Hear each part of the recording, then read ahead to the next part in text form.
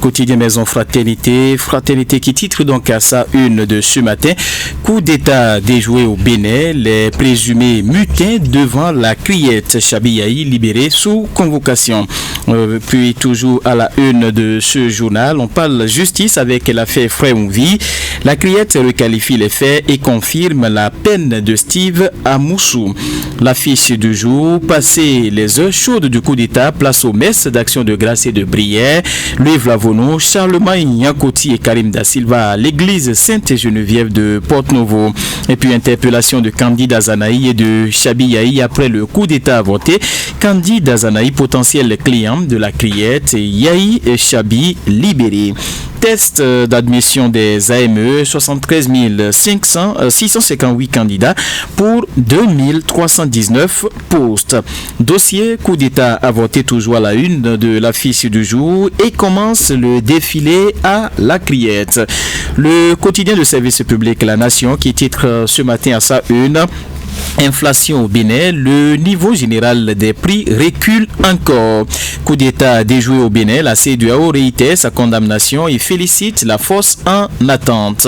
Le matinal qui parle également de cette tentative de coup d'état au Bénin, une trentaine de présumés mutins présentés à la criette hier, de troublantes révélations en perspective, nous informe la publication. Et puis développement du numérique, 40 jeunes filles formées en cybersécurité. Matin libre pour poursuivre enquête sur le coup d'état déjoué. Chabi-Yahi libéré après son audition, son avocat révèle les éléments du dossier. Et puis tribune maintenance de la plateforme Educ Master, une contribution de 50 francs par élève justement demandée. On poursuit ce matin avec l'informateur, animation de la vie politique des partis politiques en sursis, fait remarquer la publication. Et après le putsch manqué du 7 décembre dernier, environ 30 personnes devant la criette. Lutte contre le terrorisme, le Bénin et 4 pays bénéficient de l'appui de la CEDEAO. Et ce carnet noir, toujours à la une de l'informateur, Octave Oudégbé n'est plus. On poursuit donc cette fois-ci avec le meilleur pour ses bons et loyaux services rendus à la nation. Le maire Innocent Zimé Chabi est élevé au grade d'officier de l'ordre national du Bénin. Interpellé puis placé en garde à vue, Chabi-Yahi libéré et mis sous convocation. Affaire coup d'état déjoué au Bénin, une trentaine de présumés mutins présentés hier au procureur spécial de la Cour de répression des infractions économiques et du terrorisme criette.